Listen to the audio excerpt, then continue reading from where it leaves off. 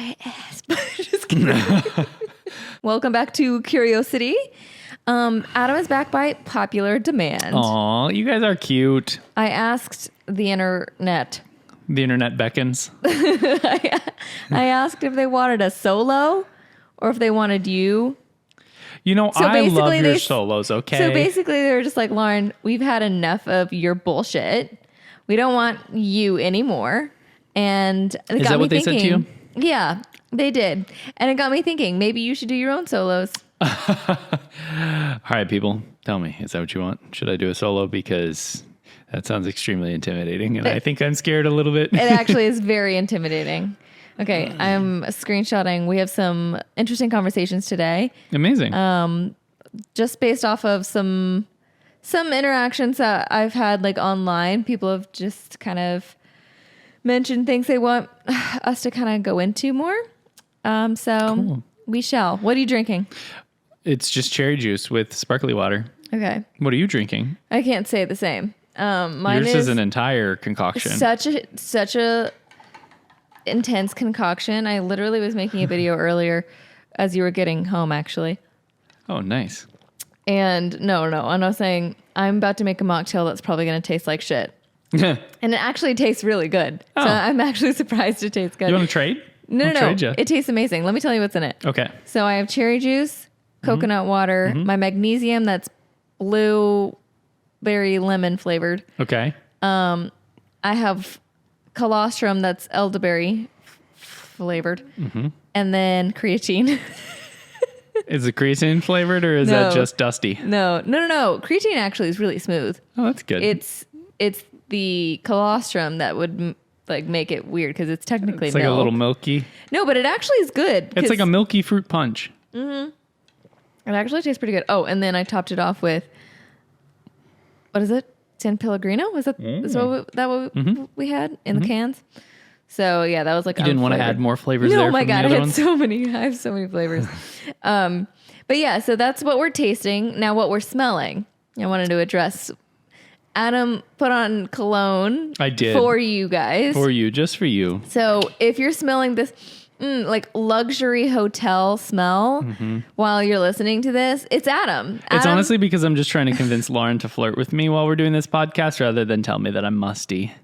Because that can happen often when you work in a wood shop. Yeah, he was smelling a little musty. Is that the shirt that you were wearing last night? It's the shirt that I was wearing today at the wood shop. Were you wearing that one last night? No. Okay, no. because the one last night was really musty. Yeah, I know you, You don't need to like throw that one. that shirt That one, away. when it's freshly cleaned, you still don't like it. No, so that's what I'm saying. Yeah, that one's Trash gotta it. go. It's just got to go. It's been the longest. It's been riding with me the longest. I think the one's 6 years old, maybe. Get rid of it. It's just a black shirt. Yeah, there's no such thing as just a black shirt. Okay, there's. But it is. You're wearing just a black shirt. Okay, do you guys want to know a travel tip? Here you go. This is how you dress for every occasion ever. Always wear black. 2 pairs of pants. You got one that's like kind of moderately normal, and then one that's a little techie, and then you have 4 shirts. You have fitted, baggy, boxy, and then you have a long sleeve, and you're set. Like Honestly, that's everything you need. I'm jealous. Like I want my wardrobe to be that simple. Okay, now what we're seeing. Let's discuss that. Now we did discuss Adam's wearing a black shirt. Hopefully you're watching on YouTube or Spotify or something, or you might be watching parts of this Black on a reel. socks, black underwear, black He's everything. wearing black everything. Now for me, I actually put on a cute outfit today for you guys. I went to the radio station today, Your so I did a Impossible show. pants are fire. Yeah, thank you. I'm a big fan But you of can't them. really see them because I took off my cute outfit, and instead, as soon as I got home, I was like, I just cannot be bothered.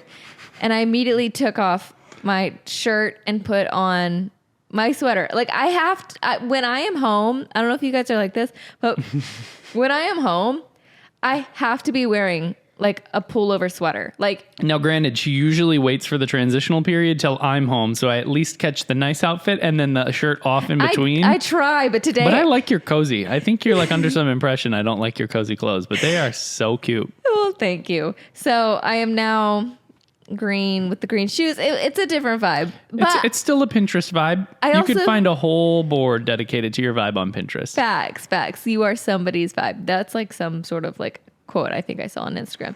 But anyway, yeah, so that's the vibe I'm feeling. Also because I realize I like I like podcasting and talking. I like doing everything better when I'm cozy. Like when I'm wearing a shirt that I'm worried that you're going to see my tit fall out, or like I feel like it's bunching at my stomach the whole time. Like I'm thinking, I'm holding my back and my ribs weird. And I don't know if anybody else is like that, especially girls. Like if you're wearing like a shorter or like a crop top or like something that like buttons or whatever, like you try to be as comfy as you possibly can and like comfortable in your clothes. But there's still an element of like holding your ribs in a weird way. You're holding it on you. Yeah. You're totally. like holding. You're like your shoulders item. are up so that the shoulders don't slip off of the shirt or something. Oh my God, yes. Yeah, I think totally. that's a main one for me because I do have a short, like the top of my shoulder to like my armpit. You like need to keep that a very fixed distance between your armpit to your shoulder. Yes. I Oh my gosh, understand. that's such a. Anyway, and that's how my shirt kind of was today. I had to like kind of hold my shoulders up and like I kept on thinking today, like, relax your shoulders. But every time I did, my tit fell out. So I wish I was around for this. So other people were strangers. Nice. Stranger Boys danger. knocking on the radio station door. That's clear. Were they like, They're like, your boob is your out? boob, ma'am. Your They were whole titty is out. They were trying to help you. No, it wasn't out. I don't think at that point. But Well, that's good. anyway, well, I'm Lauren. I'm Adam. And we're so glad that you're here today. If you want us to be making this a consistent thing where it's every other week, the two of us, I hope you're up for our ramblings. It just ends up a little more conversational when we get to sitting down and talking twice a month. I think we like that. I actually recently found a podcast that everybody knows about, but like I listened to it a couple days ago, actually while you were gone in Minnesota, because I was like, okay, I need other voices, and I kind of wanted to look for something entertaining, even though all the podcasts I listen to I feel like are entertaining because I'm also learning, and that's just who I am. I'm like, I like learning. That's entertaining to me. But Schoolhouse Rock was made for you. Yeah. So I was like, no, I need to find something that's like straight up conversation, fun, pop culture stuff, whatever. So I was listening to the Giggly Squad. I haven't heard that one. They're two girls. I think they're both in New York. I listened literally to like 2 or 3 of the episodes, and that's the vibe I was getting. And they literally just like shoot the shit. Like that's the whole show. Yeah. And they just giggle a lot. They laugh a lot. I think technically they would consider themselves, sorry if that's like offensive to the Giggly Squad people. Like I don't know them. I'm literally 2 episodes in and I don't know who they are at all. But from what I could tell, I think they consider themselves comedians. Okay. And I think a lot Good of for them. podcasters now that just shoot the shit. Yeah, they would label themselves They as a are comedian. like, they do live shows. They do stand up kind of. Got it. And they do like live, they do like tours and stuff. I'll do live interviews. How about that? You know I'll take Q&As live. You know I'm who not else going to is do like comedy. that? Right? I know, same. You know who else is like that? Probably a podcast Shannon. She's also here in Nashville. Yeah. And I think she technically, again, I don't know if this is offensive to say, consider yourself. But again, I don't really know her, like Her platform. So I think she considers herself a comedian. Okay, amazing. And so anyway, she does like live shows, I think, as well. Now that Matt Rife did it, everybody thinks they can do it. I don't know who that is. Oh, that's the boy that's all cute and plays the crowd really well, but then apparently was a douchebag once he did his like I Netflix think he told special. me about this, yeah. Yeah. Well, okay. He really had something going for a minute. I was really rooting for him. I would have gone to see a show. Yeah. Now I'm pretty sure he has a show coming in Nashville, and I'm like, I think we talked about this maybe on another episode way back, but I really like comedy. Yeah. And when we really haven't gone to a stand-up show together, I don't think, except one time. We did one time. Where was that? I don't even know. It's for somebody else's Chicago? thing. Yeah. I think it's for Spencer's birthday, maybe. Yeah. And that was really fun. I really liked Yeah. that. Here's the thing. When I was younger, we have talked about this before, but I did not like humor. You would not have put like Lauren and humor in the same category ever. You'd be like, the girl doesn't even know like what humor is. Like truly, like sarcasm went straight over my head. Like I was like scared of people who were like dry humor. And now like I have grown up and I have become the horror that would have been like to my little kid self. Like You didn't grow up to be the person that would protect the younger you. You grew up to be the person that would scare younger you. No. Okay, yes, in a way. Just because the way that I talk to like little kids, I'm like, what's up? What's up, punk? And like, whatever, just like kind of dry humor. Yeah. And yeah, that would have scared me back in the day because I wouldn't have understood it. But now I've grown up and I have like taken my weakness and made it my power. Not that I'm funny, but like the power is that I enjoy it. That you enjoy making people uncomfortable. No. Now I enjoy that you enjoy humor. Got it. I enjoy comedy. Wow, that was a really fucking busted way to say I like comedy. Look, I am so proud of you, and we need to go see comedy shows. We have one booked for October we do. at Zany's that's here in Nashville. I'm very excited. Yeah. It's like a legendary venue, but we just have never been. And I would love that. I would love like a history museum, a comedy show. If only we had one of those. What we have like art museums. Yeah, we've got the Frist. Which we haven't gone to. No. Which is insane. I tried to bring you to the Science Center, but apparently it's for kids. So that's my bad. Yeah, no, the Science Center that I grew up going to, like in North Carolina, was actually dope. Like it was pretty awesome. I believe it. That's what I assume science centers are. That's what mine is in Minnesota. Yeah. But also maybe we just thought it was dope. Because we were like little. Because we were kids. We were kids. Yeah. Oh, maybe it's not that cool. We have to go back. Science centers are definitely cool. Anyway, science, history, and comedy. Sign me up. I love it. Okay, well, that being said, do you want to get into the meat of the show? Yeah, let's do it. Okay. Now that we're not vegan anymore, let's cut to the meat. All right. So one of the things that I was kind of mentioning on Instagram recently, some people said, one person asked me, what's one thing that people don't know about you, that most people don't know about you? And I was like, man, I share a lot. Like you share pretty much everything. I don't share everything. Don't get it twisted. People do not know me. Maybe I am read mysterious. Yeah, of course you are. Yeah. You don't overshare at all. No, I don't. You're so rude. Why are you coming for my throat right now? Maybe I just read the things that I know about you into the posts that you make. Facts. Okay. So maybe that's what it is. You could be facts. Mysterious to somebody who doesn't know all the information I do.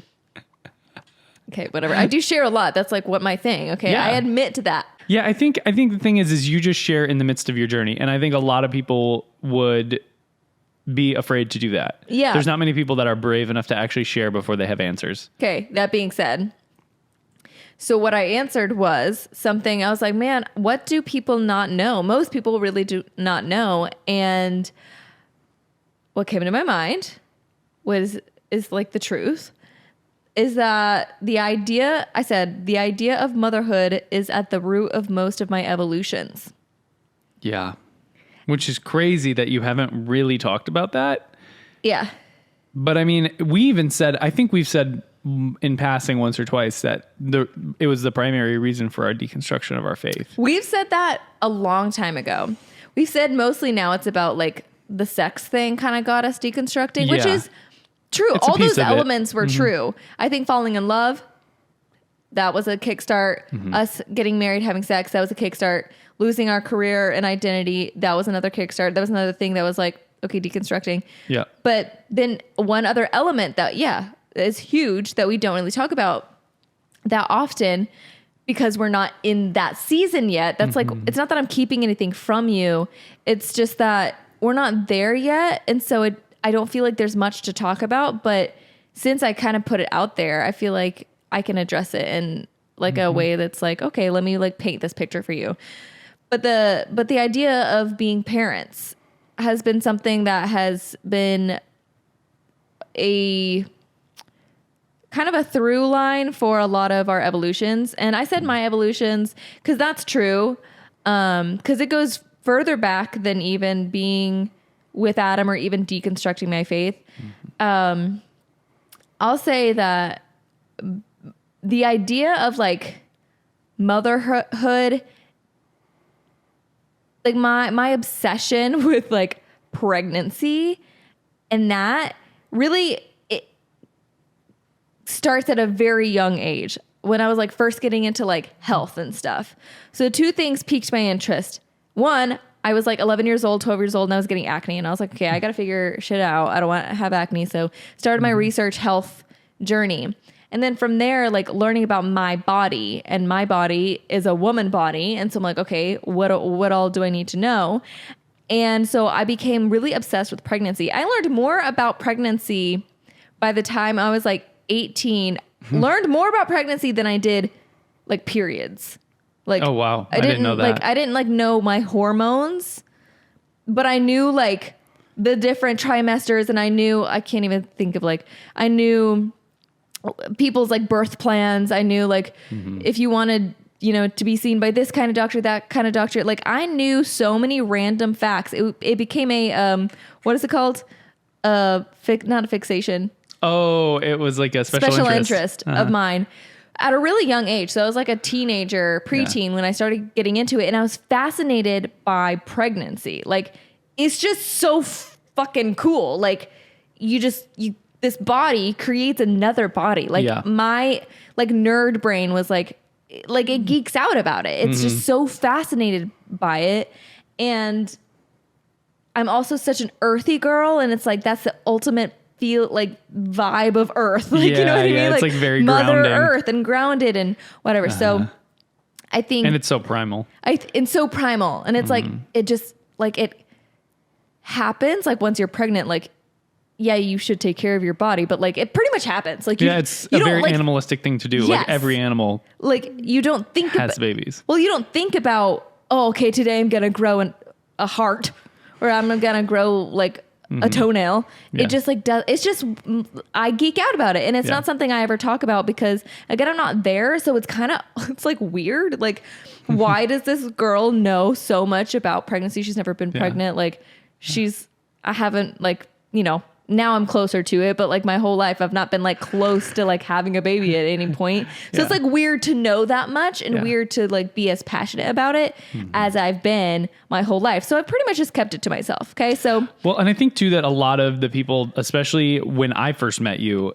in the vegan circle and all that stuff, were very like earthy as is coming into like popularity now is like the trad wife, like very totally. Like they're out in the woods, they're eating the fruit and vegetables that surround them, and they're having these little baby monkey kids that are just like running all over the place. I love it, like little jungle like Mowgli's. Like I've loved that. That's why like I gravitated towards veganism because it felt like closer to that, and maybe it's an indigenous thing. I don't know, whatever. I think it's just also who I am. Like I've always been drawn towards like primal, earthy, I don't know, that kind of like lifestyle. Just a very grounded lifestyle. Yeah.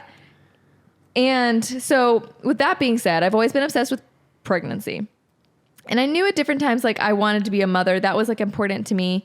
But then like getting together and marrying Adam, I was like, he was the first person that I ever saw helping me raise my kids.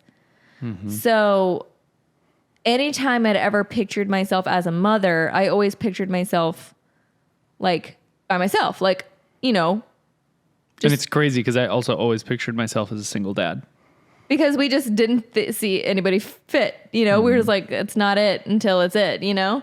And that should tell you also, like I held in high regard who, like parenting, like how I parented and what that looked like and what that felt like. And one of our biggest first conversations we had when we were actually falling in love was... It was like on the... But we didn't know it yet. On the way there. We were like, well, you know what? Whatever happens between you and your ex-fiance or fiance at the time. Yeah. We'll probably just at some point end up like living across the hall from each other and raising our kids like near each other, separate from each other. And dude, that was literally the light bulb moment. As soon as I said that, I was like, you raise your kids, I'll raise mine. We'll raise each other's kids, kind of. We'll live across the hall from each other, see each other every single day. Yeah. Our kids will hang out. And then literally that was the moment, I think for you too, right? Oh yeah. That was the moment. Literally, I think we both were like, wait, that sounds a lot like a relationship. Wait a damn minute. Like if that's the vibe, then why across the hall? That was the night. Yeah. So then that was the night I asked him, I was like, could you ever be attracted to me? Because that was the final piece. Because we were best friends. We wanted to be around each other. We wanted to raise kids around each other. But we were not each other's type. We were not, we didn't Or at think, least each other's expressed type. Yeah. So anyway, so when I asked that was like the final piece de resistance, right? Is that what it is? Piece of the puzzle. Piece of the puzzle. The pièce de résistance. There you go. You said. Okay. Anyway, so Adam was the first person that I saw that with, and I was like, oh my gosh, like amazing. So then, my veganism was, I saw little kids. I wanted vegan kids, but really I wanted like those earthy kids. I know we talked so much about like our kids will always be vegan unless they want to make the choice to eat meat. I know. We were hardcore. We were very hardcore. We were committed. But we really cared about like the earth and the planet, and like that's never changed. Like the ethos hasn't changed. So anyway, so that was a big change for me going vegan first before I ever even met Adam. And I thought about my kids. I thought about how I wanted to raise them, and I thought about what kind of mother I'd want to be, and like following these like vegan moms who had like 5 kids, and like I was so fascinated by it, and like these home births, right? So all the crunchy vegans were having these like bathtub births, and I was like, man, I got a notification every single time one of somebody she followed had a kid. I was like, oh my God. You're like, look, this is her baby. Yeah. So I was really fascinated by that, and that was a big reason why I went vegan, right? And then deconstructing our faith. Now we're back to that. So a big element for us was that we were discussing that if our kid came out gay or whatever, and at the time we were like really religious still. We were like had been in the Christian music industry, all that. So this is like, of course, now it's like, okay, sure, of course, but like then the thought of being like, oh, if your kid's gay, we would be their biggest advocate. Yeah, we would just be loud and proud. We'd be like, okay, like pride flag, woo, like, you know what I mean? Yeah. And that was like a big like realization for us at that time. Oh. We're like, well, if we would do that for our kid, like, why don't we do that now? Like, why don't we do that now for other people's kids? Like, just because it doesn't impact us doesn't mean we shouldn't worry about it. If we at one point will do that, if that happens, then like we kind of got to walk the walk before it gets there, or else we may never get to have that conversation. Yeah. And like knowing that could be where like life takes us, like why don't we just like already explore what that would look like in a daily, I don't know, in our daily life, in our friendships and in our relationships. Like, how does that change how we interact with people? Because obviously like the biggest piece of it was like, it would change the way that we would interact with our kid if we weren't supportive. And so like to be able to roll that over into the relationships we had already established and the communities we were willing to like build. Yeah. I think it was just super important for us to accept that that's the trajectory that we were on and to not live into hypocrisy on it. Yeah. Because we knew that of ourselves at that point. So we couldn't turn back. And then the next one would be, I think, going on vegan, right? Yeah. I think that was a really, really, really big one. I mean, that was tied into your cycle and wanting to be basically as healthy as possible. Yeah. Within your menstruation cycle. Yeah. It was like very, very much feeling like in a body, ancestral womb, whatever you want to call it. I would felt very called by my womb space, like by my reproductive organs, like literally felt like my reproductive organs / my ancestors / whatever you want to say was telling me that it was that the journey was done, that the journey was done. The vegan pilgrimage was done. It was over. It was like, I did what I was called to do, meant to do. And now like, it's time to ground. Well, it's and you learned how to believe yourself. yourself. You learned to believe that you could make whatever hard choice you needed to. Yeah. And so going unvegan was actually a hard choice. It wasn't like, oh, I'm just so excited to do it. No, it was like, I had to choose to do that. Like, cause at that point, like I didn't know how to grocery shop for, or cook at all non-vegan foods, like meats and cheeses and stuff. Like I had no idea what to buy, how to cook, how to store, how long it lasts. Like I didn't know any of that. Like it was an active choice to go on vegan. And I did it, because I knew I wanted my body to be super nourished because I do want kids in the near future. And I went on vegan like literally a year ago, actually. It was like May. So, I think it's been almost exactly a year that I made that choice. And that was with motherhood in mind. I had other things, of course, but like the main thing was I wanted to put on some weight, which I did literally like a month into hit your it. goal weight a month in. Yeah, it was crazy. I was like, okay, great. Like, it was only a couple pounds, but like it was where I needed to be to feel comfortable, to be like, all right, like my body can handle this. Yeah. I'm not weak. Like, and building okay, so that's another thing. Like building muscle, getting strong. Like, I know that pregnancy takes a toll on people. Duh. You're literally growing a human. How fucking fantastic is that? But like, it's going to take a lot. And so I want to be in the best you need to grow the human that you are first. Yeah.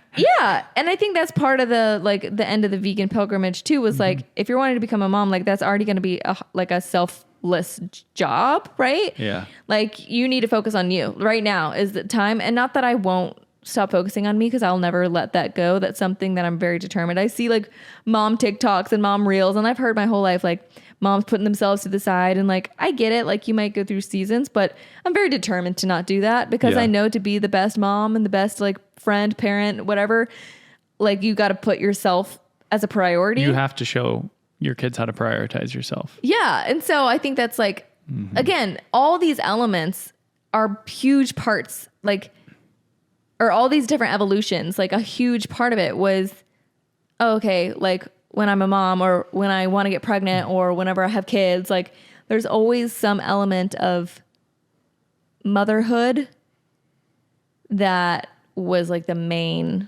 Well, I think it externalizes a lot of the pressure too, which you need on occasion, because I know you do prioritize yourself so much, but a lot of the choices you've made have been selfless choices, have been rejecting certain pieces of yourself.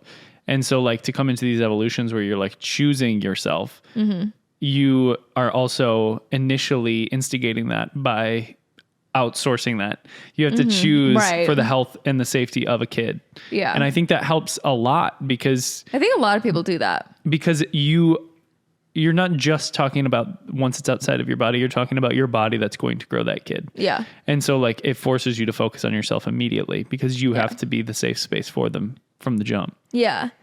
And I think the other reason why I don't really talk about it that much, besides the fact that like I know a lot about pregnancy and it's weird because I've never been through it, so it's like just weird, is because I don't really see a lot of people doing motherhood the way I necessarily want to. So like I feel like the term motherhood carries a lot of weight and makes people feel certain ways. Like, what is that going to be? Like mommy content? I don't know, maybe. Fucking maybe. But also maybe not. Like, I just feel like I don't fully know how I'm going to be. And I don't want to project a type of mother or type of motherhood that I'll have into like my future by talking about it now. If that makes sense. Yeah, I mean, definitely. I think the fact that we started our entire relationship based off of basically finding a parent who would allow us to parent the way that we would see us doing it ourselves if we were just solo, and finding somebody that they also had their own plan and it just happened to fit, I think that in and of itself is going to speak to the independence that we're going to be seeking in our parenthood. Like, I think you and I will just balance things and we'll find the teamwork flow. Yeah. And that's kind of and that to me is what's going to be different. Yeah. I think there is a lot of balance that we've constantly sought in our relationship. We've had a lot of times where it was like, we were so proud of at the beginning of our relationship, how like gender reversed we were. Yeah. And like roles. And so like, and now we're talking about blue job, pink job. That's a blue job. Yeah. That's for boys. That's a boy job. Yeah. I mean, obviously just jokingly because boxes. It's between the two of us, but that's a boy job. It is. Yeah. It just ends up being that way. But like, I think as we've been coming into parenthood, I think we've been healing for me, I've been healing a lot of the masculinity that I would see as toxic because of the ways that I had seen it expressed. And so now that I'm becoming the person that I think could be the healthy version of a father or the healthy version of a co-parent. Yeah. Like, I think that's what I really want to be leaning into now. I don't need to be pushing away from that. I don't need to be rejecting masculinity for the sake of my like safety and like the identity that I know how to align with in myself.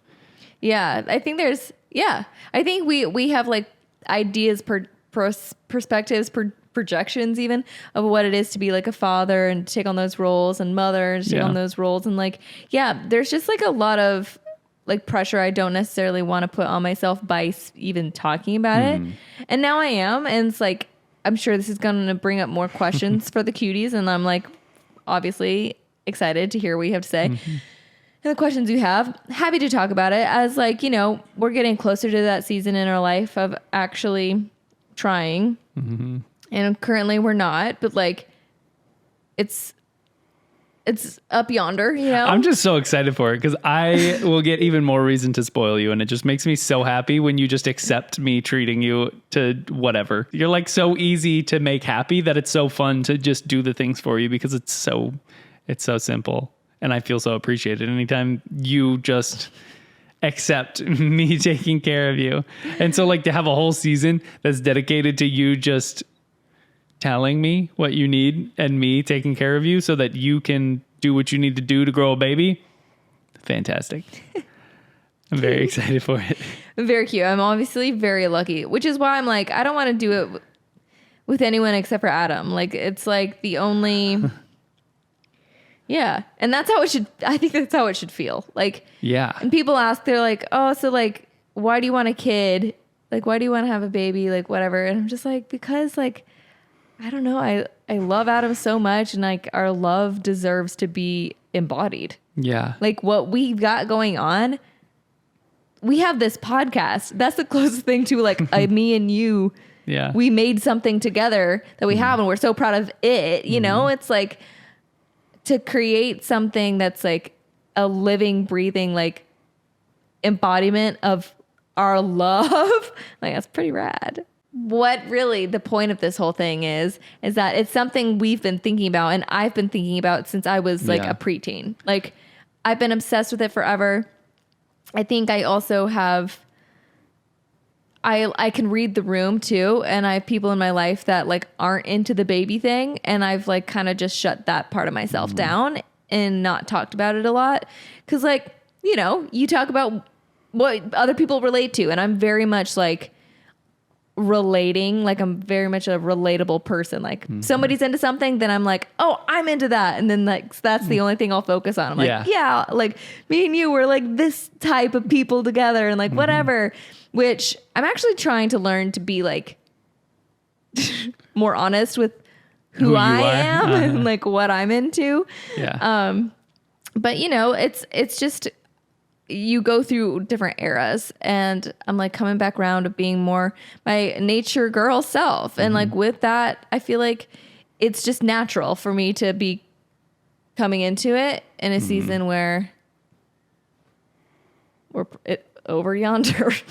Well, I think too that like, as much as I crave being a parent, and as much as I want to like, what do they say? You can reparent yourself through the way that you parent your child. And like, I think that's something I'm really looking forward to. But I also, there's a stability in my head that comes with the territory of being willing and desiring to be a parent. And that has been something that I've craved for so long, is the stability in our, like when we first started dating and everything was crazy, we didn't even know if we wanted to be parents. And I think that's pretty indicative of the way the world was around us. We were losing community. We were losing our income. We were losing everything. Well, we lived in poverty for 3.5 years. Yeah. And like that, I don't think we intentionally decided we didn't want to we potentially didn't want to have kids because of that. But I think just- it was something that influenced the way that we Yeah. felt. Yeah. And like to know that we're in a season where we're stable and we're comfy and we want growth because we desire to like bring something into the world that is the mix of both of us. It's not out of boredom. It's not out of it's not out of like, it's not out of trying to fix our relationship. Like it's because we're stable. we're like, happy. let's add something to this mix. And we're curious. And I like the fact that curiosity about like what we can create is the main driver for us to like actually want to be parents is really exciting for me. Me too. I love that. So hopefully that answers your question. That's the main thing we're going to address today. I hope you've enjoyed this like conversation. Also, wanted to let you guys know, unless you have anything else to say. No. Okay. So if you've listened this far, thank you so much for listening. Yeah. I wanted to in the beginning do this, but I rambled too much, so I forgot. But two things. One, we have a meetup, and that'll be so on excited for that. May 25th. It's a little curious cuties meetup and walk. So if you're in Nashville and you want to meet other cuties, people who listen, people who've been on the podcast too, so that'll be fun for you guys.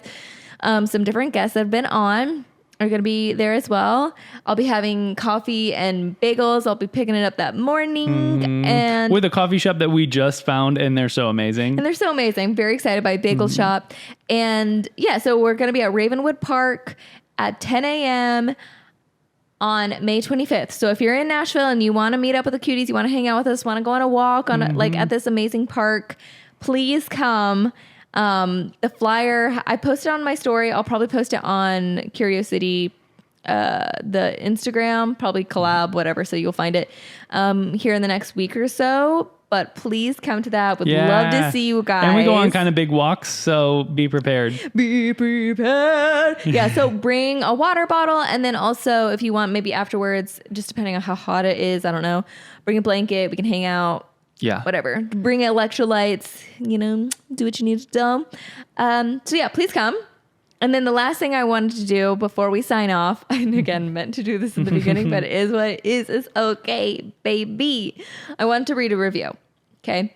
So again, I mean, I've said this before, but reviews really help us a lot. So if you liked this episode and you like hearing from us, please rate, review, and follow the podcast wherever you listen. It really does help us a lot. Means a lot to us. Truly, truly means a lot to us. So I'm going to read this one. And so it says, Curiosity is one of my favorite podcasts. They curate an array of guests that aren't on the typical podcast circuit and bring new perspectives without the typical infomercial vibe of bigger shows. I'm always interested to see what I'll learn next. If I'm being honest, though, I most look forward to the host's own episodes. Hey. I love Lauren and Adam. They have the best solos, convos on everything from atheism and indigenous spirituality to manifestation and theme parties. Their own connective and curious approach to life seems to come through in how they source the podcast guests and even in how they edit the podcast. They keep it real in the most fun way. Thank you. It was by Anna. I think it was Anna. Shout out Anna. You the best. And it was titled 100% Woo Woo and Woohoo. That's my girl. That's my girl. Yeah, you do such a great job, and you always have, because you build the community first, and then you ask people that you actually care about onto the podcast. Yeah. And I think that's going to always make it amazing. So Only the best. only the best. Only the best for you. Thank you so much for leaving that review. Please, if you feel inclined, do the same. Please come hang out with us. Yeah, May then we'll read it. 25th. Yes, we'll read the review. And then come hang out with Then us. come hang out with us, drink some coffee, get a bagel. Hope you enjoyed this episode. This was a fun one. Did you like it? I liked it. I loved it. High five. I need some more of it. Ooh, high five. Just Nailed the it. two of us. Not this I again. literally reversed This is not whole going to be thing. the theme song for this. It is. The duality of us. Love you guys. Stay curious. Until next time. Bye. Bye.